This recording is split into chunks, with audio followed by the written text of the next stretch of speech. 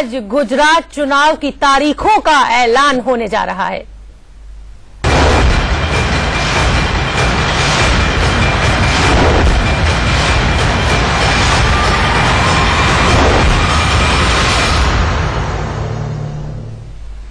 आज गुजरात विधानसभा चुनावों के लिए प्रेस कॉन्फ्रेंस होने जा रही है। चुनावों का तारीखों का ऐलान दोपहर 1 बजे चुनाव आयोग की प्रेस कॉन्फ्रेंस में किया जाएगा। अनुमान लगाया जा रहा है कि दिसंबर में गुजरात में चुनाव हो सकते हैं और हो सकते हैं क्या आज प्रेस कॉन्फ्रेंस ही होने जा रही है। दोपहर 1 बजे चुनाव आयोग प्रेस कॉन्फ्रेंस कर इन तारीखों का ऐलान करेगा। इतिहास में पहली बार ऐसा हुआ था कि 18 दिसंबर ये बता दिया गया कि नतीजे घोषित कर दिए जाएंगे, लेकिन चुनाव किस दिन होगा इन तारीखों का कोई ऐलान नहीं हुआ था। इस वक्त की टॉप न्यूज यही है कि आज गुजरात विधानसभा चुनाव तारीखों का ऐलान होगा। हमारे साथ मेरे दो सहयोगी जुड़े हैं, दिल्ली से सीनियर एडिटर राकेश कुमार सिंह और अहमदाबाद से अरविंद शर्मा। इनके पास चले उससे पहले आपको गुजरात विधानसभा की बड़ी बातें बता देते हैं।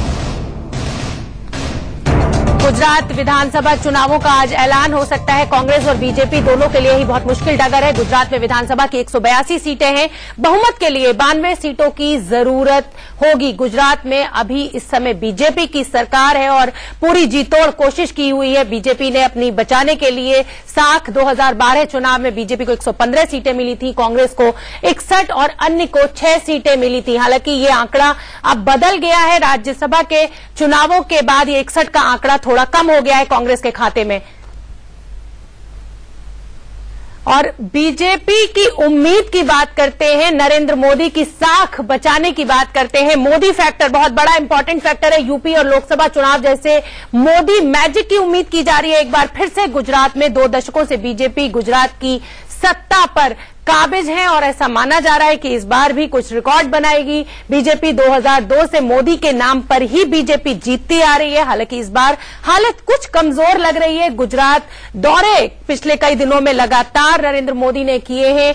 सितंबर अक्टूबर में मोदी के 5 गुजरात दौरे हुए हैं। कहीं ना कहीं जो बीजेपी की साख दांव पर लगी हुई है उसको बचाने के लिए मोदी प्रयासरत है। लगातार 4 बार गुजरात के मुख्यमंत्री रहे हैं नरेंद्र मोदी। बीजेपी की जो मुश्किलें हैं गुजरात में, जीएसटी और नोटबंदी के बाद से जनता गुस्से में है। जीएसटी के बाद व्यापारी वर्ग बहुत नाराज है गुजरात में नरेंद्र मोदी से, उनकी सरकार से। प्रदेश स्तर पर बीजेपी के पास कोई कद्दावर नेता दिख नहीं रहा है। विजय रूपानी और आनंदीबेन उस तरह से उस लेगेसी को आगे नहीं बढ़ा पाई। पटेल आरक्षण के मुद्दे पर बीजेपी घिरी नजर आ रही है। हार्दिक पटेल ने पूरा जोर लगाया हुआ है उनको हराने के लिए। दलित आंदोलन ने पार्टी की मुश्किलें बढ़ा रखी हैं। और कांग्रेस की बात करें अगर हम, तो कांग्रेस की उम्मीद जो है वो राहुल फैक्टर पर अटकी हुई है। राहुल गांधी का मौजूदा फॉर्म में लग रहे हैं राहुल गांधी। हार्दिक पटेल और जिग्नेश मेवानी उनको समर्थन दे रहे हैं। ये बहुत बड़ी उम्मीद है क्योंकि पाटीदार एक बहुत बड़ा वोट है। अल्पेश ठाकोर के साथ आने से कांग्रेस को ओबीसी के वोट का भी सहारा है। 26 साल से सत्ता से दूर है। हमारे साथ हमारे सीनियर एडिटर राकेश कुमार सिंह जुड़े हुए हैं। राकेश, फाइनली आज चुनावों की तारीख का ऐलान होने जा रहा है। 1 बजे प्रेस कॉन्फ्रेंस है चुनाव आयोग की। देखिए, गुजरात विधानसभा चुनाव के तारीख का ऐलान चुनाव आयोग 1 बजे करेगा और सूत्रों के हवाले से जो हमें खबर मिल रही है उसके मुताबिक गुजरात विधानसभा चुनाव 2 चरण में होने की उम्मीद जताई जा रही है। खास बात यह है कि अब तक 2002 से 2012 तक गुजरात में बीजेपी नरेंद्र मोदी की अगुवाई में चुनाव जीतती रही है। लेकिन जिस तरह से अभी हालात हैं, खास तौर पर 3 चेहरे हार्दिक पटेल, जिग्नेश मेवानी, अल्पेश ठाकुर ने बीजेपी की मुश्किलें जरूर खड़ा करने की कोशिश की है।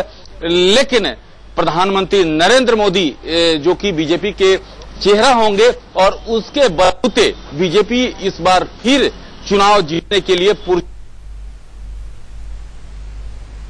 लगता है कुछ तकनीकी कारणों से उनसे हमारा संपर्क टूट गया है। हमारे साथ हमारे संवाददाता अरविंद जुड़े हुए हैं। अरविंद, जिस तरह की राजनीति गुजरात में देखने को मिल रही है, अलग ही रिकॉर्ड पर है। एक हाई वोल्टेज ड्रामा चल रहा है। आज चुनावों की तारीखों का अगर ऐलान हो जाता है तो क्या माना जाए, सियासत और गर्म हो जाएगी गुजरात में?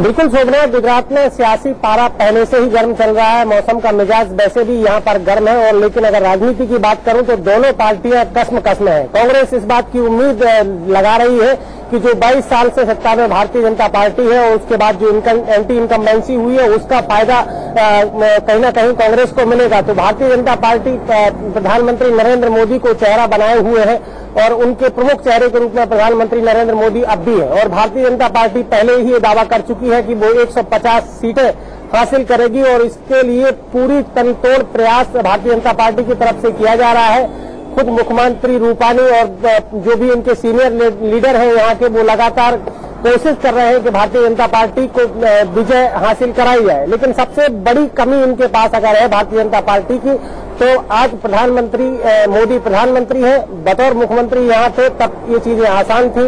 लेकिन अब मुख्यमंत्री मोदी की यहाँ कहीं न कहीं एक कमी खल रही है भारतीय जनता पार्टी को। तो आप दोनों का बहुत बहुत धन्यवाद। आज एक बड़ा दिन की फाइनली चुनाव आयोग तारीखों का ऐलान करने जा रहा है। इस बड़ी खबर पर हमारी नजर लगातार बनी हुई है। हमें